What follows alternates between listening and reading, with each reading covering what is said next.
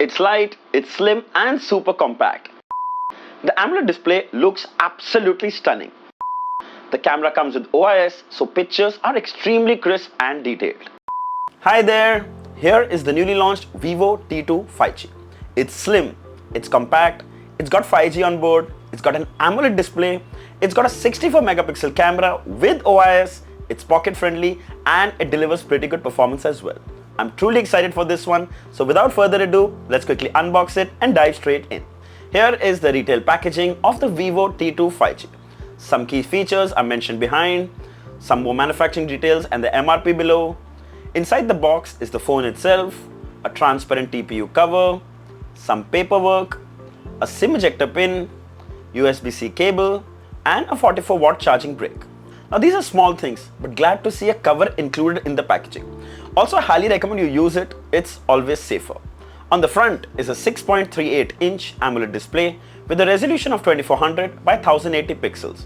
The colors are stunning, vibrant and punchy with pitch perfect blacks. The screen size when you say 6.38-inch might sound small, but trust me, it's not. It feels really good in the hand.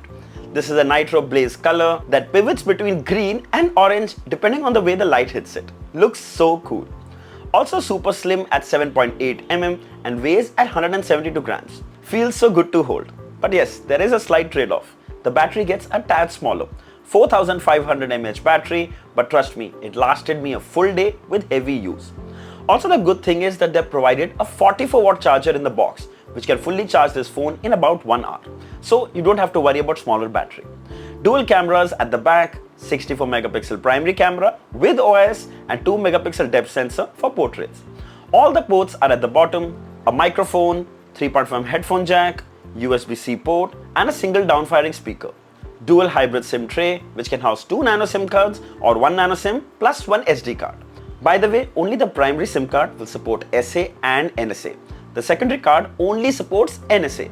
For those who don't know, SA stands for standalone and NSA stands for non-standalone 5G. But don't get confused, 5G will work perfectly fine on both SIMs on this phone across all network providers in India. Then we get an in-display fingerprint scanner and it works pretty well. It's snappy and it's responsive. I only wish it was placed a little higher. Anyway, it's not a big deal. The display comes with a notch housing a 16 megapixel selfie camera, 90Hz refresh rate which makes the user experience a lot more smoother. Animations are easy on the eyes. Of course, you can move to 60Hz and that will give you a little better battery life. Or I would say choose Smart Switch, where the refresh rate will adjust automatically itself. We also use the phone to watch movies and TV shows. Vibrant colors look so good.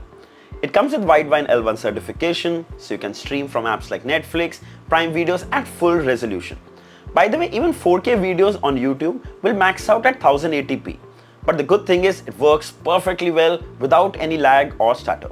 The single downfiring speaker also gets loud enough to enjoy the audio. However, I wish it came with dual stereo speakers. Coming to the user experience. So it runs Android 13 with Fun Touch UI. It's snappy and responsive as usual. Lots of bloatware apps, including hot apps and hot games.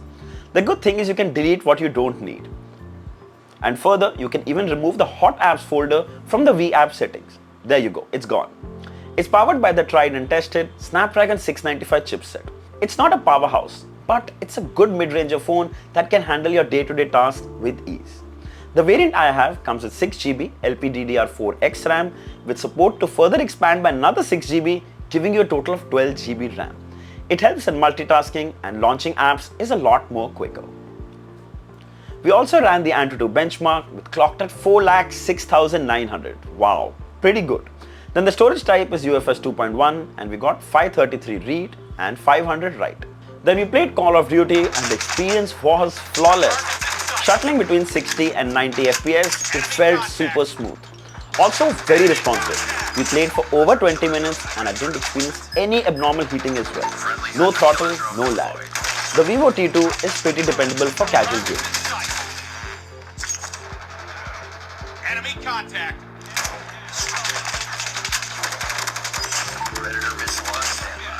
Alright, let's talk about the cameras. Starting with the rear 64 megapixel, in one word, impressive. Just point and shoot and you'll get a great shot.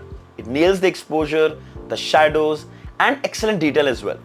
Also, night shots look pretty wonderful, and it's all thanks to OIS on board.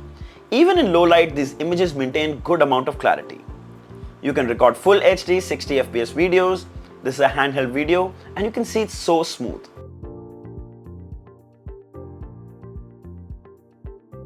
Here are some portrait shots, good edge reduction, neat colors.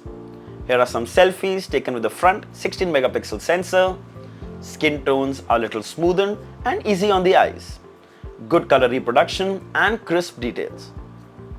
Here are some portrait selfies. Edge detection is nice.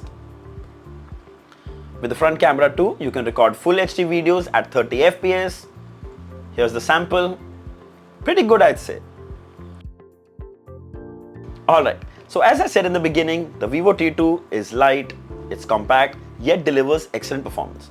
The cameras too are really impressive, especially with OIS, it's perfect. The Vivo T2 is an easy recommendation. However, we don't have the price at the time of making this video, but if I had to ballpark, it has to be under 20,000. I'll share the price, availability details and the purchase links below in the description. If you'd like to buy one, you should definitely check it out. So I hope this video was helpful. Don't forget to like, share and subscribe. Until next time, cheers.